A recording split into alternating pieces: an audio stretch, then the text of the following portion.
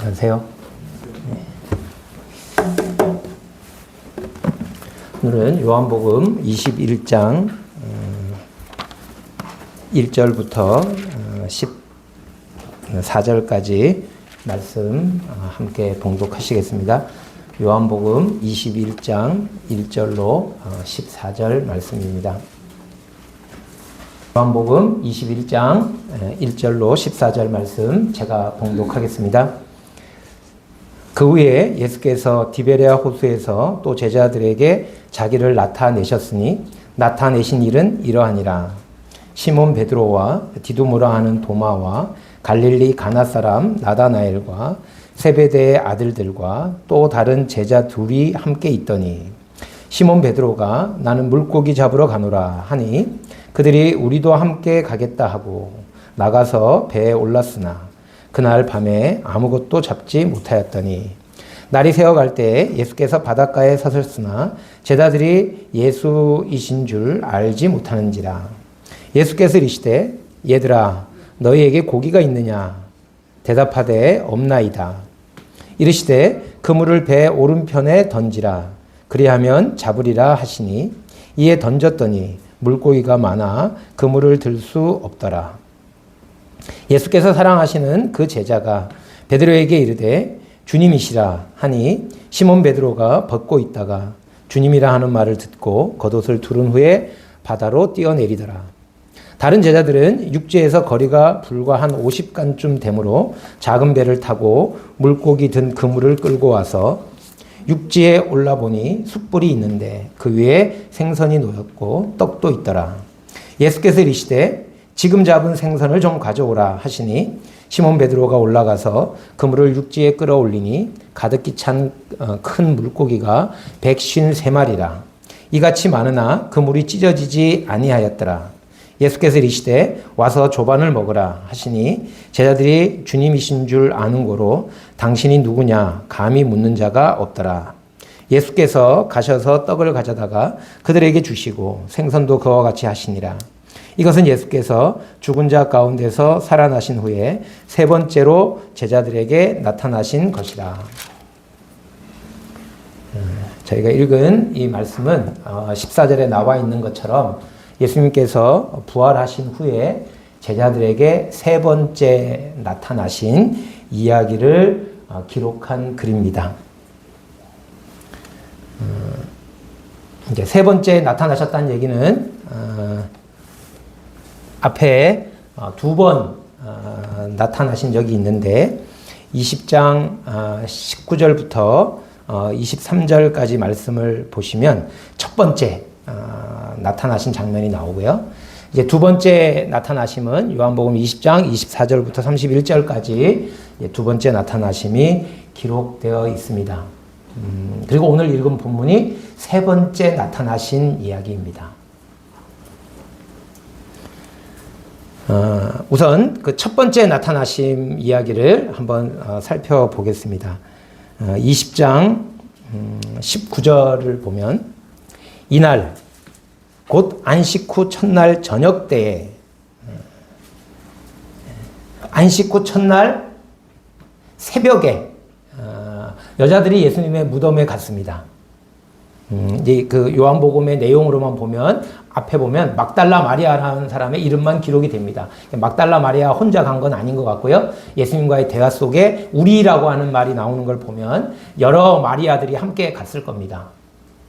근데 새벽에 갔는데 무덤에서 돌이 치워져 있어요. 이제 그걸 보고 막달라 마리아가 제자들에게 가서 무덤에서 돌이 굴려졌고 예수의 시신을 누가 가져갔다.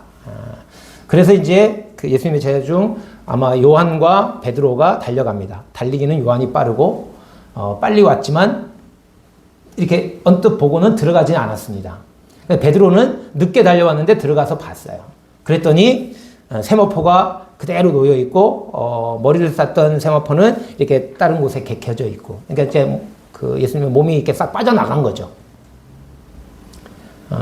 그걸 보고 제자들이 돌아갑니다. 집으로. 무슨 정신인지 모르겠어요. 예수님의 시체가 없어졌는데 찾을 생각도 안 하고 그냥 돌아갔더라고요. 근데 마리아는 거기서 울고 있었습니다. 그때 이제 천사들이 나타나서 누구를 찾느냐 이랬더니 이제 마리아가 뭐 얘기하죠. 시신이 없는 누가 가져갔는지 우리가 알지 못한다. 그때 예수님이 뒤에서 또 마리아를 보시고 왜 우느냐, 누구를 찾느냐 이렇게 물으셔요. 그래서 이제 그 동산직인 줄 알고 혹시 당신이 이 우리 주님의 시체를 가져갔으면 나한테 알게 해달라고, 그럼 내가 모셔가겠다고. 그때 이제 예수님께서 마리아야 하고 이름을 부르십니다. 그때 마리아가 알게 돼요. 아, 이분이 주님이시구나. 그는 죽은 시체를 찾았는데 살아계신 주님을 만난 거죠. 그리고 이제 달려가서 제자들에게 내가 주를 보았다 라고 이야기했어요. 이 마리아의 이 증거를 제자들은 믿었을까요? 그 말을 듣고 아, 예수님이 살아나셨구나. 그 요한복음 20장을 읽어보면 믿지 못했어요. 그리고 나서 이제 18절에 그 얘기가 나오거든요. 막달라 마리아가 가서 제자들에게 내가 주를 보았다 하고 또 주께서 자기에게 이렇게 말씀하셨다 이르니라. 주님께서 하신 말씀을 이제 전했어요. 그리고 19절 이날 곧 안식 후 첫날 저녁 때, 이때 이제 저녁 때가 된 거예요. 낮에 무슨 일이 있었냐면 이런 일이 있었던 거죠. 막달라 마리아가 와가지고 내가 주를 봤다. 주님의 부활을 증거했는데 제자들이 믿지 못했습니다. 믿지 못했다고 판단하는 근거는 그 뒤에 보면 저녁 때가 됐는데 제자들이 유대인들을 두려워하여 모인 곳에 문들을 닫았어요.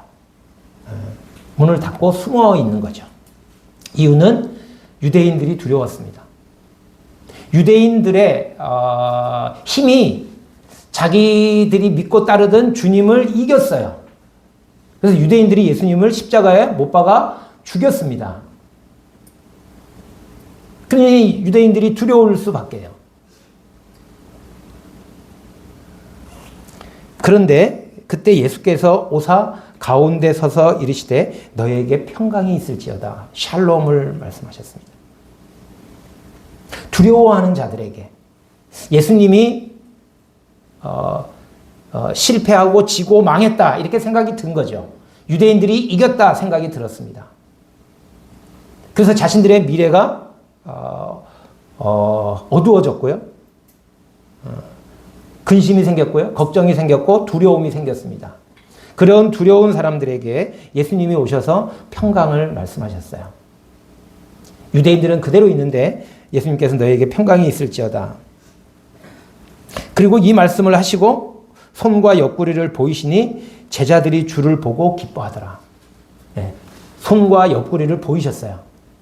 죽었던 예수님이 살아나셨다고 하는 것을 보여주셨습니다. 제자들은 보고 나서야 그러니까 마리아가 증거하는 말을 듣고 믿은 게 아닙니다. 그랬다면 유대인들을 두려워하여 문을 닫고 있지 않았겠죠. 마리아가 한 말을 듣고 기뻐서 모였겠죠. 주님이 살아나셨어. 그때 말씀하셨는데 이제 그 말씀이 무슨 뜻인지 알겠어. 그렇게 모였을 텐데 그들이 문을 닫고 유대인들을 두려워해서 문을 닫고 숨어 있었던 것은 마리아가 전해준 말을 믿지 않았다고 하는 거죠. 그런데 주님이 오셔서 그 가운데 서서 보여주셨어요. 손과 옆구리를 보여주셨습니다. 그걸 보고 나니까 예수님이 죽으셨던 예수님이 살아나셨구나. 그래서 기뻐했습니다. 21절을 보면 예수께서 또 이르시되 너에게 평강이 있을지어다. 이제 평강을 먼저 말씀하셨어요. 이 평강은 뭘 전제로 하고 있냐면 제자들이 두려워하고 있다는 거예요. 근데 이 두 번째 평강을 말씀하시고 난 다음에 뭐라고 말씀하시냐면 아버지께서 나를 보내신 것 같이 나도 너희를 보내노라. 누구를 보낸다고요? 이 제자들을.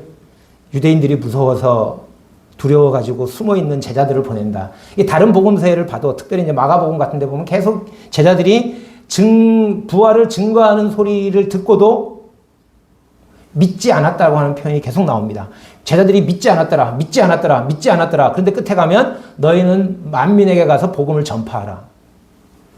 믿지 않은 제자들을, 믿음이 없는 제자들을 세계 선교를 위해서 파송을 하십니다.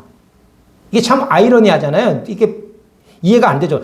믿고 확신하는 제자들을 보내야 되는데 믿지 아니하는 제자들에게 만민에게 다니면서 복음을 전하라고 말씀을 하십니다. 여기도 비슷한 장면이죠. 주님이 보내신대요. 이들을. 어디로 보내실까요? 아버지께서 나를 보내신 것 같이 아버지께서 예수님을 어디로 보내셨나요? 세상으로요. 그럼 주님도 제자들을 세상으로 보낼 거예요. 근데 세상이 얼마나 위험한 곳인가요? 주님을 미워합니다. 주님을 미워하는 곳이에요. 주님을 미워하기 때문에 제자들도 미워할 거예요. 이미 요한복음 앞에서 그 말씀을 하셨습니다. 제자들을 미워하는 세상으로 보낼 거예요. 다른 복음서의 표현을 빌리자면 양을 이리 가운데 보낸 것 같은, 그 양이 얼마나 이리 가운데 가면 양이 사시나무 떨도 떨지 않겠어요? 두려움이 가득 찬 상황인 거죠. 아직 이르지 않았습니다. 아직 제자들은 이것이 뭘 의미하는지 경험하고 있진 않아요. 그러나 주님께서 그들을 보내실 거고, 그들을 보내는 그 세상은 그들을 미워할 것이고, 그 세상의 미움 앞에서 제자들은 두려워하게 될 것입니다. 그래서 주님께서 뭐라고 말씀하셨냐면 미리 평강을 선물로 주셨어요. 그때 가서 너희가 두려워하면 그때 딱 나타나서 너희에게 평강이 있을지어다. 첫 번째 그 평강을 말씀하셨을 때처럼 그렇게 하실 수도 있지만 주님은 이미 그들을 파송하시고 그들이 겪게 될 일들을 바라보고 계셨습니다. 그래서 그들에게 꼭 필요한 것이 무엇일까? 평강이에요. 평강은 어떤 평강인가요? 우리가 세상에서 누리는 평강, 주님도 그런 말씀 하셨는데, 내가 주는 평안은 세상이 주는 것과 같지 않다. 세상이 주는 평안은 뭔가 우리의 필요가 채워졌을 때 누리게 되는 평강입니다. 직장을 구하던 사람이 직장을 못 구하다가 직장을 구하면 못 구해서 막 괴롭고 힘들고 걱정스럽고 염려되고 막 이랬는데 직장을 구하면 기쁨이 있고 평강이 생깁니다. 근데 직장을 얻고 나면 다 이제 계속 평강할 줄 알았는데 직장 얻고 나면 그 다음에 계속 다른 문제들이 생깁니다. 이제 직장 얻는 건 더 이상의 문제가 안 돼요. 그런데 그러면 문제가 끝났느냐? 그렇지 않습니다. 계속 문제가 생깁니다. 그게 하나 채워지면 집 걱정을 하다가 집을 사면 평강이 있죠. 세상 부러울 게 없어요. 근데 시간 지나고 나면 또 다른 문제가 있습니다. 세상이 주는 평강은 뭔가 필요가 만족되어지면 평강이 있습니다. 근데 그건 잠시뿐이죠. 주님이 말씀하신 평강은 주님이 함께 하심으로 인해서 나타나는 평강입니다. 상황이나 여건이나 그런 거와 상관없어요. 집을 구했는데 집을 얻을 수도 있고 못 얻을 수도 있어요. 그렇더라도 주님이 함께 하시기 때문에 평강한 거죠. 건강할 때도 평강하고 병 들었을 때도 평강합니다. 이 평강이 있을지어다. 이 평강을 제자들에게 선물로 주셨습니다. 이렇게 그 세상으로 미워하는 세상으로 보냄을 받은 제자들에게 32절에 파송을 하셨을 뿐만 아니라 이 말씀을 22절에 이 말씀을 하시고 그들을 향하서 숨을 내쉬며 이르시되 성령을 받으라. 성령을 주셨습니다. 미워하는 세상에서 이리가 득실을 그리는 곳에 들어간 양들이 어떻게 그 세상에서 평안을 누리고 그 속에서 보내심을 받은 사명을 수행할 수 있느냐? 성령이 비결인 거죠. 성령을 받으라. 성령을 주실 것을 약속하셨습니다. 성령을 받으면 어떤 일이 벌어지냐면 너희가 누구의 죄든지 사하면 사하여질 것이요 누구의 죄든지 그대로 두면 그대로 있으리라. 이 말씀은 뭐 내가 죄를 사하노라 그러면 죄가 사해지는 게 아니에요. 내가 이순신의 죄를 사하노라 그러면 이순신의 죄가 사해진다 이런 말씀이 아니잖아요. 죄를 사하는 권세는 누구에게 있나요? 아버지에게 있습니다. 그런데 우리가 죄를 사한다면 무슨 뜻이냐면 예수님도 죄를 사하셨죠. 그랬더니 사람들이 그랬잖아요. 하나님만이 죄를 사하는데 지가 감히 인간인 주제에 죄를 사한다고? 그럼에도 불구하고 예수님은 자신이 죄를 사하는 권세가 있는 줄을, 다시 말하면 하나님과 예수님이 하나이라는 뜻입니다. 성령을 받으면 죄를 사하시는 권세가 있는 하나님과 연합된 자가 된다는 거예요. 이전에 하나님과 분리되어졌던, 그래서 사망 가운데 있던 그런 존재가 아니고 성령을 받으면 하나님과 연합한 자, 하나님과 하나가 된다.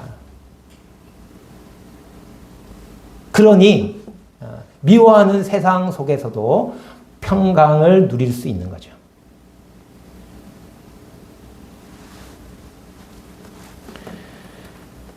이게 첫 번째 예수님께서 제자들에게 나타나셨을 때 하시는 미다. 제자들을 파송하셨어요. 세상에 보내셨습니다. 어떤 제자들을요? 정말 믿음직한 제자들. 전에 이제 그런 예화들을 많이 했었습니다. 예수님이 승천하실 때 천사가, 아니 이 세상에 아직도 복음을 듣지 못하고 구원받아야 될 사람들이 어마어마하게 많은데 아직 주님 이제 승천하시면 어떻게 하냐고 제자들에게 다 맡겼다.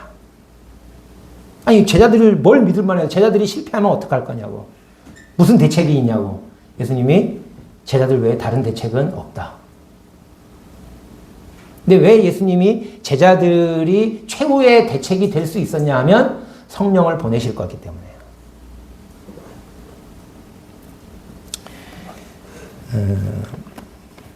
두 번째 예수님이 나타나셨을 때는 이제 24절부터 보면 12제자 중에 하나로서 디두모라 불리는 도마. 디두모는 히브리 말인 것 같고요. 도마는 헬라 말인 것 같은데 어쨌든 그 도마가 예수께서 오셨을 때 함께 있지 않았어요. 이유는 뭔지 모르겠어요.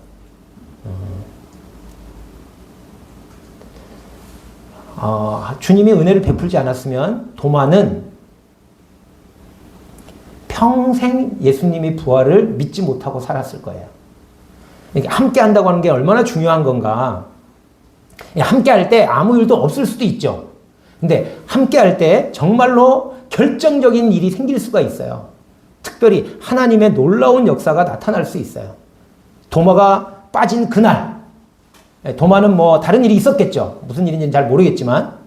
근데 그날 부활하신 주님을 만났다고요. 제자들이, 다른 제자들은. 근데 도마는 그 부활하신 주님을 못 만났습니다. 만약에 주님이 은혜를 베풀지 않으셨으면 도마는 평생 주님을 못 만났을 거예요. 부활하신 주님을 믿지 못했을 수도 있습니다.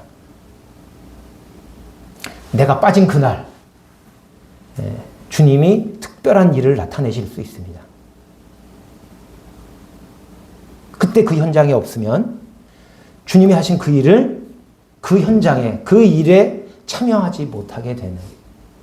근데 언제 그런 일이 일어날지 모르죠. 내가 빠진 그날에 아무 일도 없을 수도 있죠. 뭐. 우리는 날마다 그걸 기대하면서 빠질 수도 있지만 주님은 이렇게 역사하실 수 있습니다. 근데 어쨌든 그 도마가 없었어요. 그래서 이제 25절에 보니까 다른 제자들이 그에게 이르되 우리가 주를 보았노라. 마리아가 제자들에게 했던 말과 똑같은 말을 했어요. 봤거든요. 주를 보았노라. 그랬더니 도마가 믿었을까요? 도마는? 듣고는 뭐 주를 보았다고 하는 증거하는 말을 듣고 믿지 않았어요. 도마가 뭐라 그랬냐면 봐야 믿겠다. 난 보지 않고는 믿지 못하겠다. 제자들이 답답했겠죠. 분명한데 우리가 봤는데 자기들도 그랬거든요. 마리아가 분명히 보고 증거했는데 그들도 안 믿었어요. 근데 자기들이 증거하는 그 얘기를 도마가 안 믿어요. 26절을 보면 여드레를 지나서 8일이 지난 겁니다. 왜 8일이 지난 다음에 나타나셨을까? 그냥 그 다음날 나타나시든가 그날 바로 나타나셔서 도마에게 보여주시지 왜 여드레를 지나셨을까?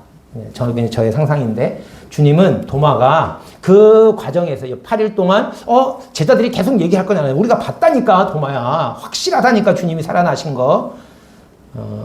그런 과정 속에서 도마가 말씀을 기억하고 깨닫을 수 있는 그때 주님이 그렇게 말씀하셨는데 말씀대로 살아나셨구나. 말씀을 기억하고 믿게 되기를 바라시지 않았을까.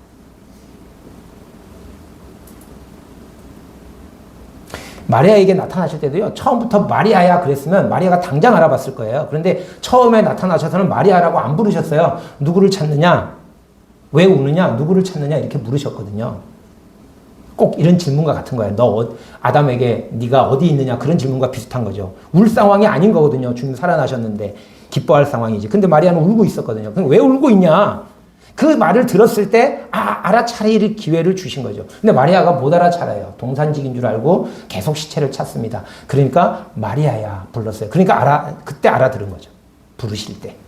마리아를 부르실 때 늘 아마 그 공생의 기간 동안에 마리아를 그렇게 부르셨을 거예요. 처음부터 마리아야 그랬으면 알아들으셨을 텐데 그렇게 안 하시고 마리아가 깨달고 알 수 있는 그런 기회를 주셨던 것 같아요. 마찬가지로 도마에게도 그런 기회를 주시지 않았을까. 제자들에게도 마찬가지죠. 바로 나타나실 수도 있는데 마리아의 증거를 듣게 하시고 저녁에 나타나셨어요. 왜냐하면 제자들이 그 말을 듣고 믿게 되기를 바라셨기 때문에. 근데 보고서야 믿었죠.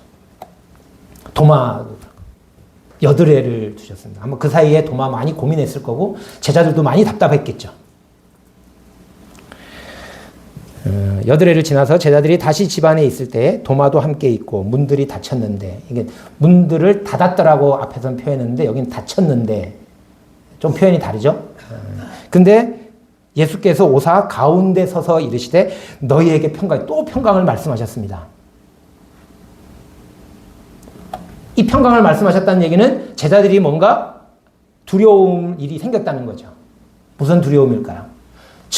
말을 증거했는데 부활을 증거했는데 믿지 않아요.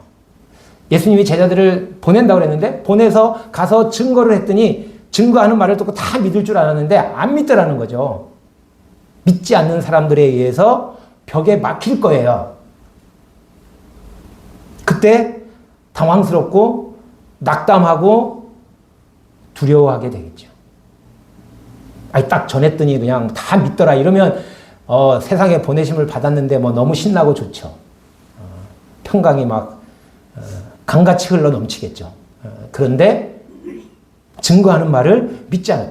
제자조차도 믿지 않는 거예요. 이 믿지 않는 현실, 증거하는 말을 믿지 않는 현실 앞에서 두려울 수밖에 없죠. 예수님은 그걸 아셨어요. 너희들이 증거하면 다 믿을 것 같지? 그렇지 않다는 거예요. 그래서 미리 평강을 말씀하셨습니다. 그리고 도마에게 우리가 아는 것처럼 내 손을 보고 내 옆구리에 넣어보고 그리하여 믿음 없는 자가 되지 말고 믿는 자가 되라. 도마가 넣어볼 필요가 없었습니다. 보니까 확실하죠. 나의 주님이시요 나의 하나님이시니이다. 예수께서 이르시되 너는 나를 본고로 믿느냐 보지 않고 믿는 자가 있다. 이게 말했는데 말로는 안 믿는 거예요. 제자들이 증거했는데 안 믿는 사람들이 있는 거죠. 그런데 주님이 뭐라고 말씀하셨냐면 그때는 제자들이 세상에 보냄을 받은 때에는 예수님을 보여줄 수가 없잖아요. 그런데 보지 못하고 믿는 자들이 있을 거다라는 거죠. 그 보지 못한 자들은 어떻게 믿게 되느냐? 성경을 통해서 믿게 된다는 거예요. 그래서 그 밑에 요한이 이제 나중에 이 요한복음을 쓰면서 내가 왜 이 요한복음을 쓰느냐? 보지 못하고 믿는 자들, 예수님을 보지 못하고 어떻게 제자들도 보지 못하고는 못 믿었어요. 보고서나 믿었어요. 도마도 보고서나 믿었어요. 근데 어떻게 보지 못하고 믿을 수가 있는가? 부활하신 주님이 십자가에 죽으시고 장사되시고 사흘 만에 부활하셨다고 하는 이 사실이 믿을 만한 이야기가 믿기는 이야기가 아니에요. 믿기지 않는 이야기라고요. 믿을 수 없는 일이에요. 그러니까 보고서나 믿을 수 있는 이 일을 어떻게 믿겠느냐? 그래서 요한이 쓴 거죠. 왜 썼느냐? 믿게 하려고요. 성령님께서 이 기록된 성경을 통해서 보지 않고 믿는 자들이 일어나게 될 것을 말씀하셨어요. 그래서 너에게 평강이 있을지어다. 너희가 전한 말을 믿지 않고 보여달라고 하거나 보지 못했으니 믿지 못하겠다고 말하는 자들을 부딪히거든, 그런 사람을 만나거든, 만나게 될 거야. 만나거든이 아니라 만날 거야. 그러면 너희가 낙심하고 좌절하고 평강을 잃어버리겠지? 그러나 너에게 평강이 있을지어다. 주님 미리 알고 그들에게 평강을 선물하셨습니다. 왜냐하면 보지 않고 믿게 될 거다. 어떻게 보지 않고 믿게 되느냐? 제자들은 다 보고 믿었는데 어떻게 보지 않고 믿게 되느냐? 기록된 하나님의 말씀. 이걸 그래서 기록한 거예요. 30절에 예수께서 제자들 앞에서 이 책에 기록되지 않은 다른 표적도 많이 행하셨으나 오직 이것을 기록함은 너희로 예수께서 하나님의 아들 그리스도이심을 믿게 하려 하며 또 너희로 믿고 그 이름을 힘입어 생명을 얻게 하려 함이라. 보지 못하고 믿는 자들을 위해서 성경을 기록해 주실 것을 말씀하셨습니다. 그래서 그걸 요한이 기록한 거예요. 두 번의 나타나심을 통해서 세 번의 평강을 말씀하셨어요. 그 세 번의 평강이 제자들이 앞으로 살아야 될 그 삶, 부활하신 주님을 만난 그 제자들을 통해서 주님께서 하실 일, 주님은 부활하셨지만 세상에 복음을 전하고 사람들로 하여금 믿게 해서 영생을 얻게 하는 일은 주님이 이 땅에서 계속 계시면서 하실 일이 아니었어요. 주님은 아버지께로 올라가실 겁니다. 누가 그 일을 해야 되나요? 제자들이 그 일을 하도록 하기 위해서 예수님께서 제자들을 만나신 거예요. 그리고 제자들의 힘으로 뭔 힘으로 그걸 하나요? 그래서 성령을 보내주십니다. 그리고 기록된 말씀을 기록하셔서 주십니다. 자, 그리고 오늘 우리가 본문을 읽었던 말씀이 세 번째 나타나심입니다. 왜 세 번째 나타나심이 필요했을까요? 주님이 제자들을 세상으로 보내셔서 복음을 전하게 하는 일에 필요한 조건들을 다 준비하셨어요. 그걸 다 준비하실 것을 약속하셨고 완벽하게 구비되어 있어요.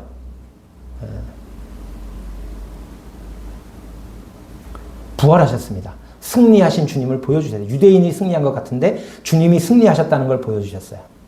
그리고 성령을 주실 겁니다. 그걸 통해서 아버지와 연합한 자가 될 거예요.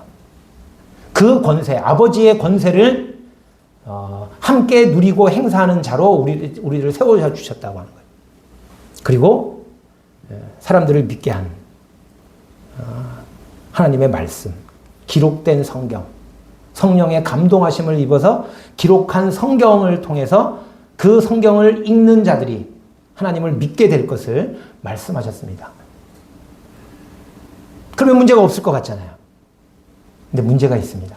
이 일을 수행해야 될 사람들이 누구냐면 제자들입니다. 제자들 없이는 이 일이 이루어질 수 없습니다. 그 외부적인 주님이 하실 수 있는 조건은 다 만족이 되어 있는데 제자들에게 문제가 있습니다. 제자들의 내면에 문제가 있어요. 그게 이제 21장에 나옵니다. 21장 1절에 그 후에 예수께서 디베레아 호수에서 또 제자들에게 자기를 나타내신 일이 이러하니라. 예수님께서 갈릴리 호수라고 안 하고 디베레아 호수라고 한데도 약간의 의미가 있을 수 있어요. 갈릴리 호수를 뭐 게네사렛 호수라고도 하고 뭐 다양하게 부르는데 디베레아 호수라고도 합니다. 디베레아는 그 로마 황제의 이름이죠. 그 황제의 이름을 딴 그 갈릴리 지역의 중심 도시입니다. 그러니까 일본 사람들이 우리를 통치하면서 예를 들어서 우리나라에 오래전부터 우리나라에 그 민족 정기가 있는 어떤 곳을 일본식으로 이름을 불러가지고 그것을 일본이 이겼다 이런 모멸감을 주는 디베레아라고 하는 로마 황제의 이름을 따서 갈릴리 호수를 디베레아 호수 이렇게 부르면 로마에 의해서 로마가 이곳을 정복했다. 약간 그런 피지배 민족의 서름을 느끼게 하는 표현. 그 피지배자들의 그 모습은 어떤가요? 막 당당하고 막 그런가요? 어딘가에 눌려 있잖아요. 그런 걸 상징하는 것일 수도 있어요. 제가 그걸 말씀드리려고 하는 건 아닌데, 어쨌든 갈릴리 호수라고 안 그러고 디베레아 호수라고 말씀을 하셔서요. 거기서 뭘 하셨냐면 자기를 나타내셨대요. 아니, 두 번째도 다 나타내셨는데, 여기 자기를 나타내셨다고 하는 표현이 뭘까? 그리고 이제 우리가 그 이야기를 압니다. 예수님께서 이제 다른 복음서에 보면 부활하신 다음에 먼저 갈릴리로 갈 테니까 제자들도 갈릴리로 오라고 말씀을 하십니다. 거기 가서 우리가 만나자. 예수님 부활하시고 갈릴리에 가서 제자들을 만나실 작정이었어요. 이 시몬 베드로와 여기 7명의 제자가 나오는데 4명은 어디 갔는지 모르겠어요. 아마 이 7명의 제자들은 갈릴리 출신이 아닌가 싶어요. 이제 7명의 갈릴리 출신의 제자들이 갈릴리에 갔습니다. 그들이 왜 갈릴리에 갔을까? 예수님께서 갈릴리에서 만나자고 하는 이야기를 전해 듣고 갈릴리로 갔을 수도 있고요. 아니면 그냥 그들이 더 이상 예루살렘에 있을 이유가 없어서 갈릴리로 갔을 수도 있는데, 어찌됐든 주님 말씀하신 대로 갈릴리에 그들이 있습니다. 시몬 베드로와 디두모라 하는 도마와 갈릴리 가나 사람 나다나엘과 세베대의 아들들과 또 다른 제자 둘이 함께 있더니 7명입니다. 3절에 시몬 베드로가 나는 물고기 잡으러 가노라.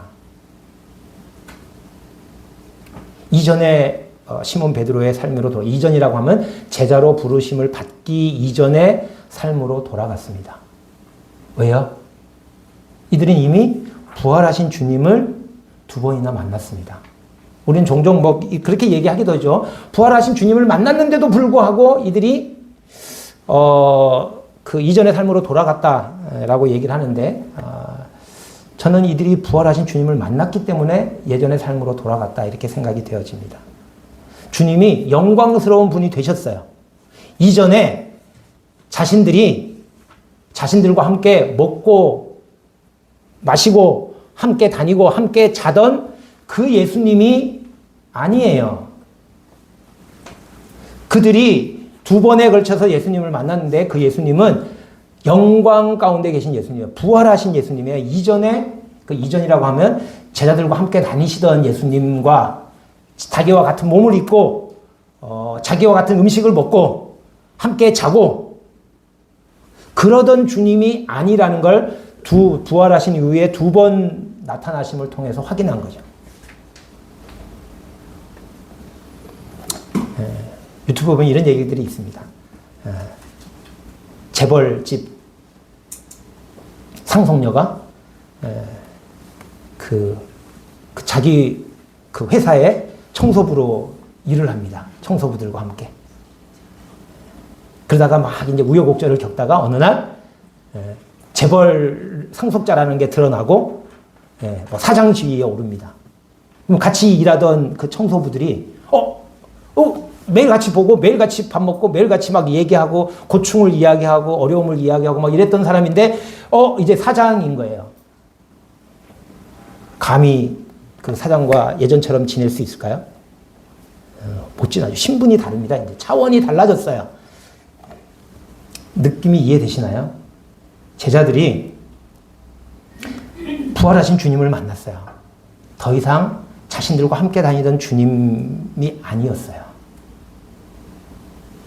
같은 주님인데 너무나 영광스러운 주님이 되신 거예요. 반면에 자신들은요. 보잘것없죠. 3년이라는 생애를 투자했어요. 그냥 대충 따라다닌 게 아닙니다. 이 제자들은 삶을 올인했어요. 완전 투자를 했는데 3년 동안 목숨을 걸었어요. 그런데 결과가 뭔가요?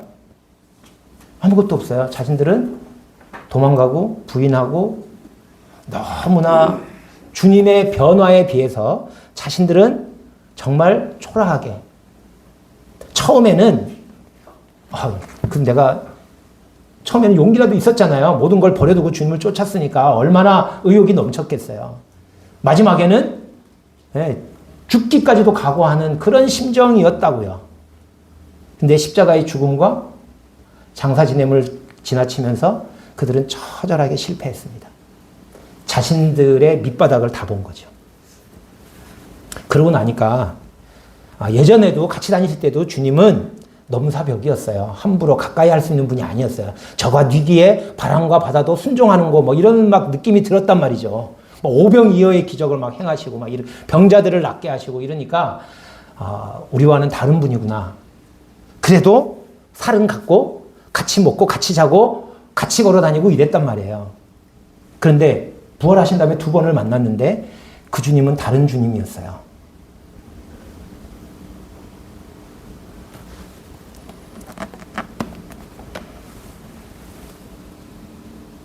그래서 주님을 만나서 주님이 살아나셨다는 걸 알고 주님이 승리하셨구나라는 건 기쁘지만 주님이 자신들을 보내신다고 말씀도 하셨지만 보지 않고는 믿지 못하는 이런 낮은 수준의 믿음, 주님이 말씀은 낮은 수준이라고 말하지 않지만 너는 나를 본 거로 믿느냐? 보지 못하고 믿는 자들이 복되도다. 한편으로 보면 보고 믿은 것에 대한 책망이에요. 내가 너에게 말했는데 그 왜 말을 믿지 못했느냐. 깨달을 수 있는 기회들도 줬는데 거기에다가 자신들이 했던 마지막 순간에 예수님을 다 버리고 도망가고 배반하고 부인하고 무능력, 연약, 무가치 막 이렇게 된 거죠.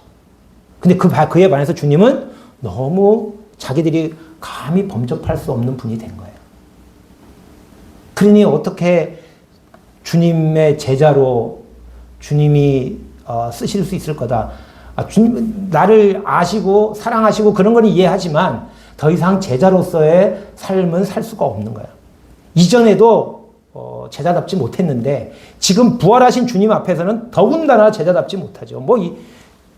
제자로서의 삶을 인정받을 만한 뭐가 있나요? 아무것도 없어요.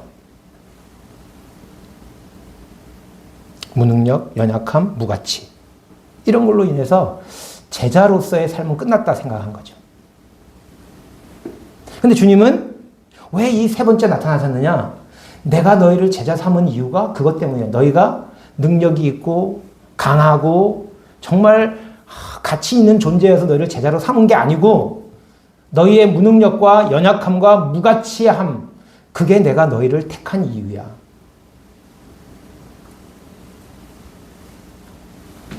제자들은 이것 때문에 주님의 제자가 될 수가 없다라고 생각했었는데 주님은 그것 때문에 내가 너희를 제자로 삼는 거야.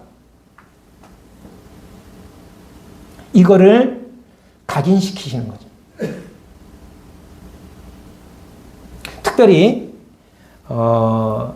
처음에 부르심 받을 때도 그랬어요. 처음에 부르심 받을 때도 다 갈릴리 사람들이었잖아요. 여기 있는 사람들이. 갈릴리에서 무슨 선한 것이 날 수 있겠느냐. 나다나엘이 갈릴리 사람임에도 불구하고 요한복음 1장에 보면 나사렛에서 무슨 선한 것이 날 수 있느냐. 그들도 알아요. 버려진 땅이라는 거. 갈릴리가.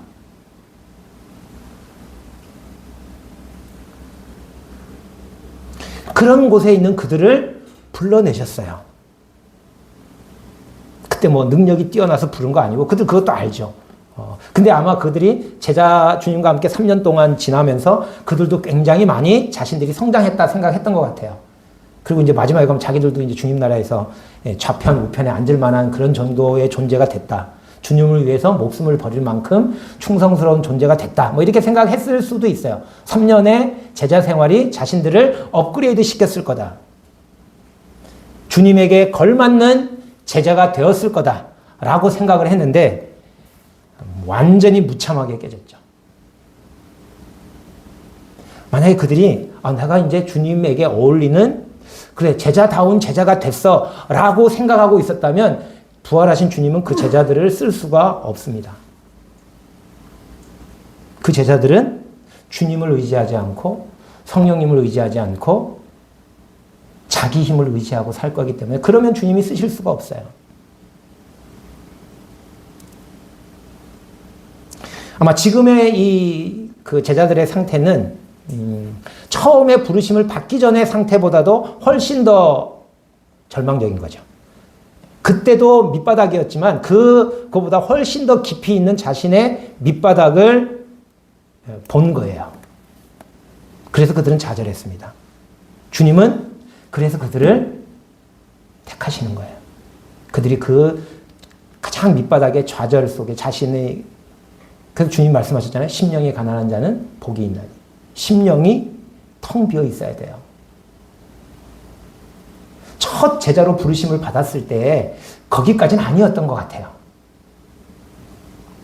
근데 주님의 3년 동안 공생에서 제자 생활을 하고 십자가에 죽으시고 부활하시는 이 과정 속에서 제자들이 진짜 텅 비었죠.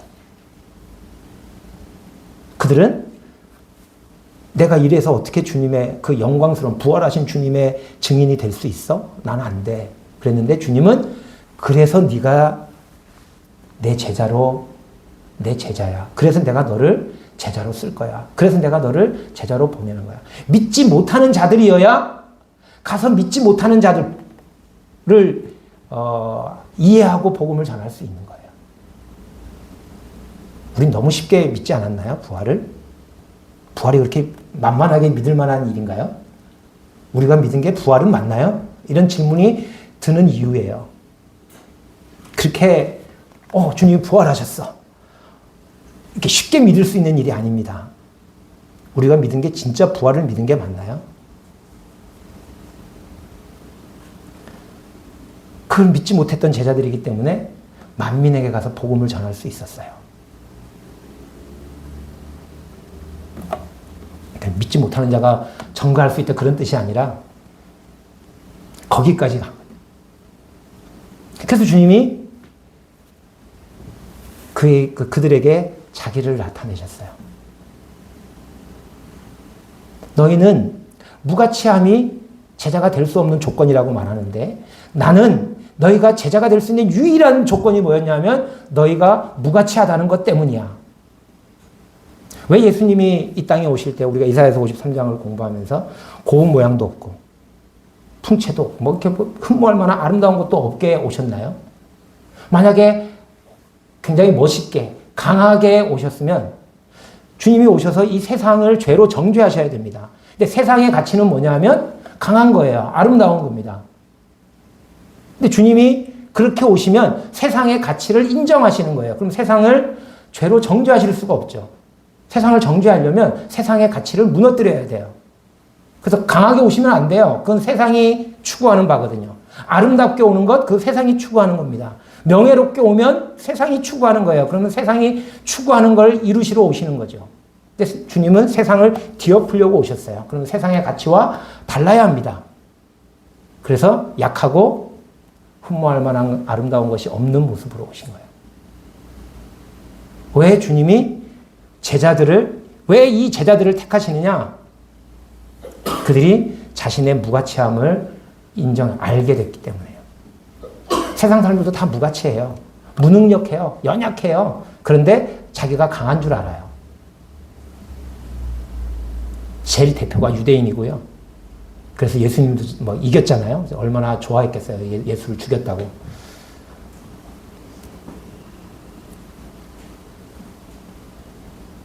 이방인들도 마찬가지죠.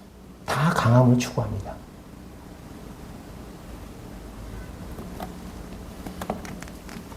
그래서 예수님이 이제 세 번째 나타나셔서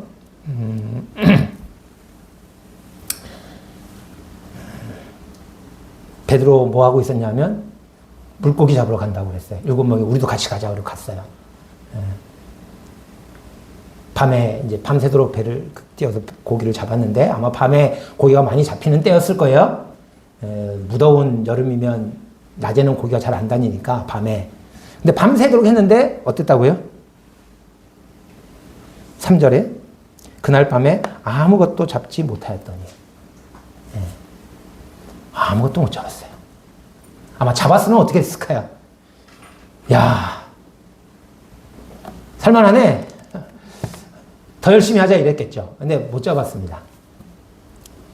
아무것도 잡지 못했다. 근데 이 장면을 우리가 성경을 좀 알면 어떤 장면이 오버랩 될까요? 누가복음 5장에 예수님께서 베드로와 그 야고보, 그 요한, 안드레 이런 제자들을 부를 때 밤새도록 고기 잡았는데 한 마리도 못 잡았어요. 깊은 데로 가서 그물을 던져라. 우리가 밤새 한 마리도 못 잡았지만 말씀에 의지하여 그물을 내리리이다. 이래갖고 잡았는데 그물이 찢어지도록 고기가 잡혔어요. 그러고 나서 베드로가 뭐라 그랬어요? 나를 떠나소서 나는 죄인으로소이다. 자기가 죄인인 게 그 죄인인 자신을 보게 된 거죠. 근데 그 죄인이었던 베드로는 나를 떠나서서 나는 죄인으로서이다 그랬는데 예수님은 그래, 너가 죄인인 줄 알았어. 그럼 나 떠날게 하고 떠나신 게 아니라 어떻게 했어요? 나를 따라오라고 부르셨습니다. 네가 지금부터는 사람을 취할 거다. 사람을 낚는 어부가 되게 하겠다. 나를 따르라 이러셨거든요. 그 장면이 기억됩니다. 세팅을 그렇게 하셨어요. 처음 부르심을 받았을 때, 그리고 부활하시기 전에 그들과 함께 다니셨던 그 주님, 그 주님을 기억할 수 있는 세팅을 하셨어요. 4절에 보니까 날이 새어갈 때 예수께서 바닷가에 서셨으나 제자들이 예수신 줄 알지 못하는지라. 왜 몰랐을까요? 날이 새어가고 있으니까 뭐 아주 환하게 밝지는 않았겠지만 그래서 어렴풋이 알 수도 있을 것 같은데 왜 예수를 몰랐을까요? 꿈에도 생각해 본 적이 없어요. 예수님이 자신들을 찾아올 리가 만무하다고요. 부활하신 주님은 자신들을 찾아올 리가 없다고 그들은 결론을 내렸어요. 왜요? 그렇게 영광스러운 분이 우리 같은 자들을, 나 같은 자를 찾아오신다? 말도 안 돼. 근데 주님은 너 같은 자라서 내가 찾아가. 너 같은 자여야 너 같은 자가 내게 필요해. 근데 그들은 나 같은 자를 주님은 너 같아서 온 거야. 예수를 친 줄 알지 못했어요. 그때 예수님께서 베드로야 이렇게 부르셨으면 베드로가 어떻게 했을까요? 주님이신 줄 알았겠죠. 근데 베드로야라고 안 부르셨어요. 뭐라고 부르셨냐면 얘들아. 이것도 굉장히 친근한 표현이지만 그냥 일상적인 표현인 것 같아요. 얘들아 너에게 고기가 있느냐? 이렇게 물으셨죠. 그럼 못 알아들었죠. 예수님일 거라고 꿈에도 생각을 안 했다니까요.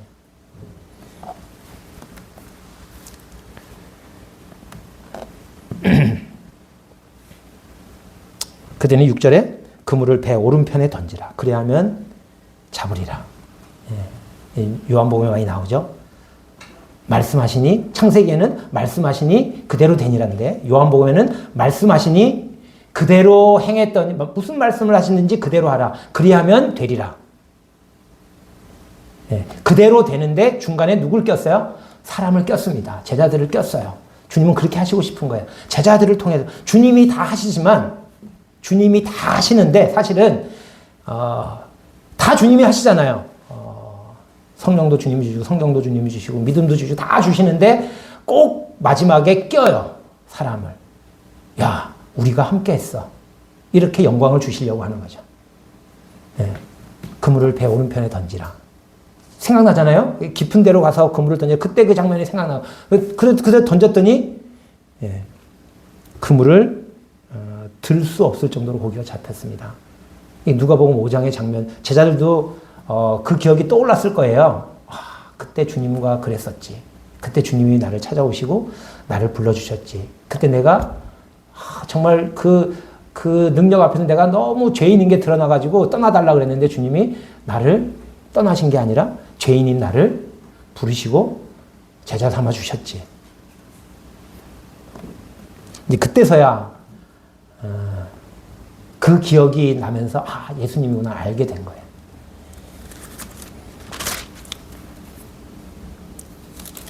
6주에 올라와 보니까 9절 말씀에 6주에 올라보니 숯불이 있는데 그 위에 생선이 놓였고 떡도 있더라. 생선과 떡을 보면 무슨 생각이 날까요? 성도님들은 무슨 생각이 나시나요? 생선과 떡.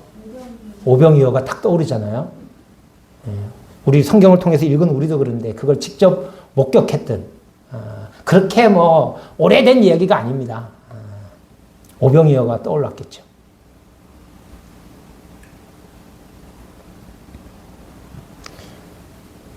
그 12절에 보면 예수께서 이르시되 와서 조반을 먹으라.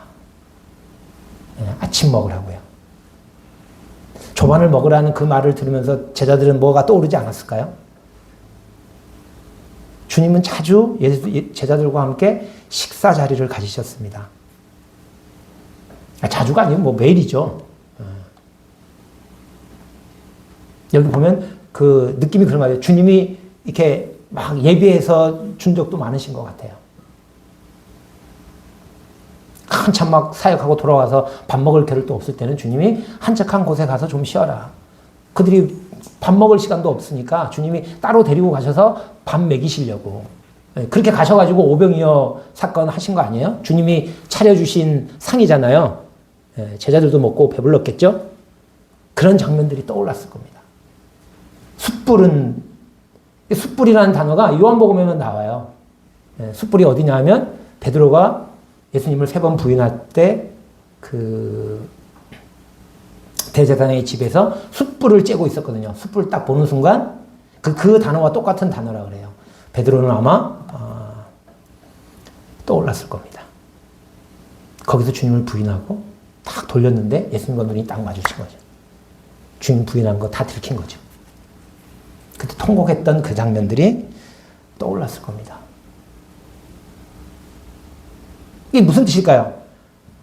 내가 지금 부활해서 영광스러운 존재가 됐지만 너희와 함께 있던 그 예수야.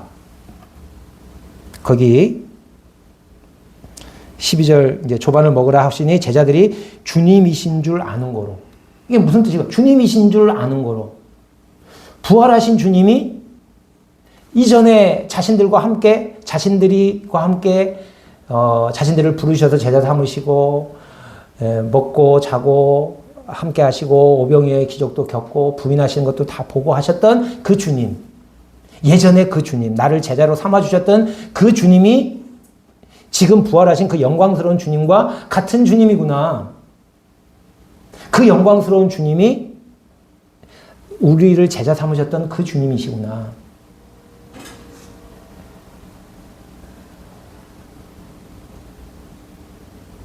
내가 너희를 부활해서 그때와는 전혀 다른 분이 되셨어요.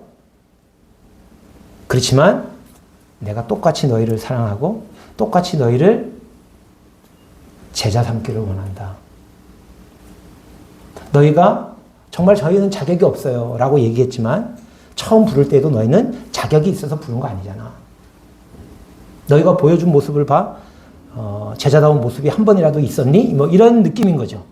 그래도 너희는 내가 너희를 제자라고 불렀어. 제자로 삼았어. 지금 부활했지만 지금도 마찬가지야. 너희가 자격이 없다고 하는 그것이 너희가 내 제자가 되는 자격이야.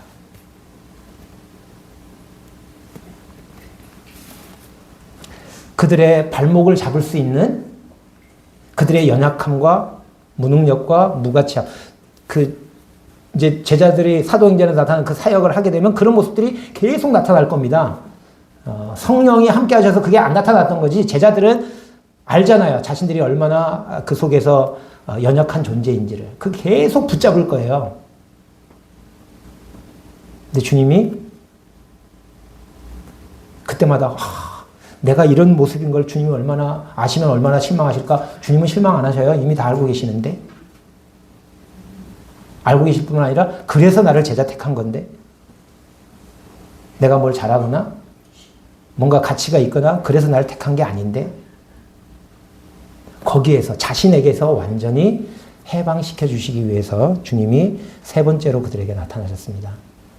예수님께서 돌아가실 때가 이른 줄 아시고 땅에 있는 자기 사람들을 사랑하시되 끝까지 사랑하신다고 하셨어요. 자기 사람들. 자기 사람이니까 아시잖아요. 그래서 각 사람들의 딱 맞게. 그래서 요한복음에는 특별히 그 각각 제자들의 이름이 자주 나옵니다.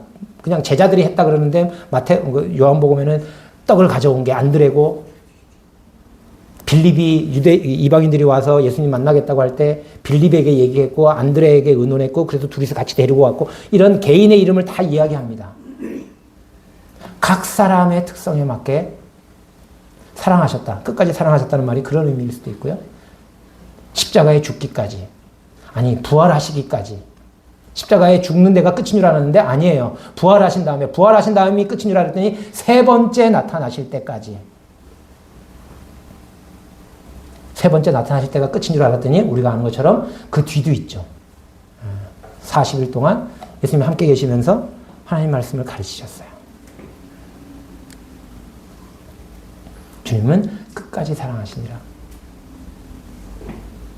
예수님의 제자가 되는, 그래서 예수님이 맡기신 일을 감당하는 유일한 조건, 주님이 하나를 말씀하셨어요. 그들의 무가치함이 유일한 조건이죠. 그런데 또 다른 조건을 그 이후에 말씀하십니다. 오늘 본문 이후에 보면 베드로에게 물으시죠. 네가 나를 사랑하느냐? 옛날에 사랑했니? 앞으로 사랑할 거니? 이렇게 안 물었어요. 앞으로 사랑할 거니? 라고 물으면 베드로 장담 못합니다. 옛날에는 장담했어요. 그럼 옛날에는 사랑했니? 그러면 대답 못하죠. 부인했는데 무슨 사랑이에요. 사랑인 줄 알았지만 사랑이 아니었어요. 근데 예수님이 물으면 지금 네가 나를 사랑하느냐? 그건 충분하다는 거죠.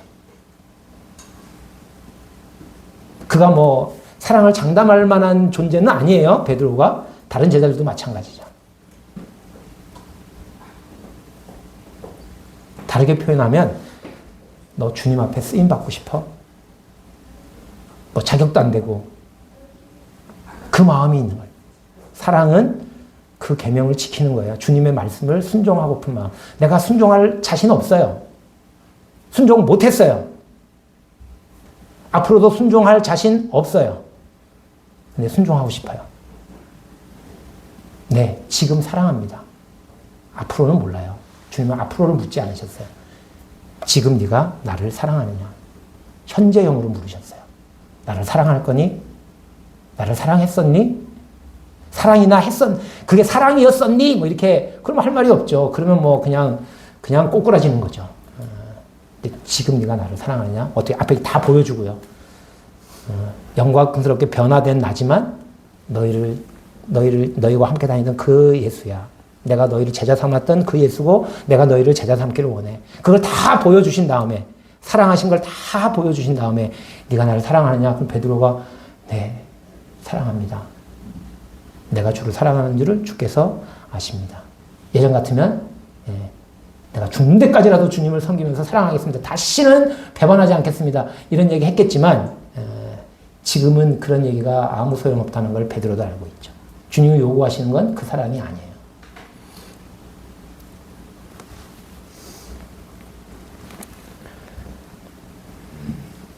주님은 우리들에게도 세 번째, 꼭 세 번째가 아니더라도 끝까지 사랑하셨다는 거거든요. 우리를 아시죠. 우리가 어떤 일을 겪게 될지 거기에 대해서 주님은 다 답이 있으셔요. 다 대책이 있습니다.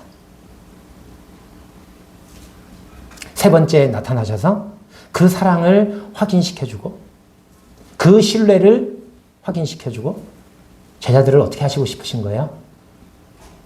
이제 주님과 함께 주님의 일을 하기를 바라시는 거죠. 함께 계셨을 뿐만 아니라 이제는 주님과 함께 행하는 자가 되게 하시려고. 주님과 함께 행하려면 주님의 뜻이 뭔지 이해해야 돼요. 어린아이는 아버지의 뜻을 이해 못하기 때문에 그냥 아버지하고 있는 존재예요. 근데 크면 장성하면 아버지의 뜻을 압니다. 그러면 아버지와 함께 행해요. 아버지가 하려고 하는 걸 같이 행한다는 거죠. 이제 제자들과 함께 계셨을 뿐만 아니라 제자들과 함께 행하는 그런 자들로 제자들을 세우시고 싶은 거죠. 그 제자들이 그럴 만한 세상적으로 보면 자격이 있어서가 아니에요. 그들이 아무것도 없는 존재라고 하는 것을 알았기 때문에 우리가 오늘날 주님 앞에 쓰임을 못 받는다면 아직도 우리가 아무것도 아니라는 걸 알지 못하기 때문인 거죠. 뭔가 믿을 구석이 한 군데라도 있기 때문에 그걸 의지하고 있어서 주님이 쓰실 수가 없는 거죠.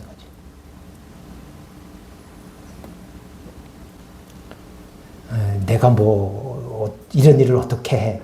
그럴 때 주님이 쓰실 수 있는 때라고 하는 것을 생각하면서 네가 나를 사랑하느냐?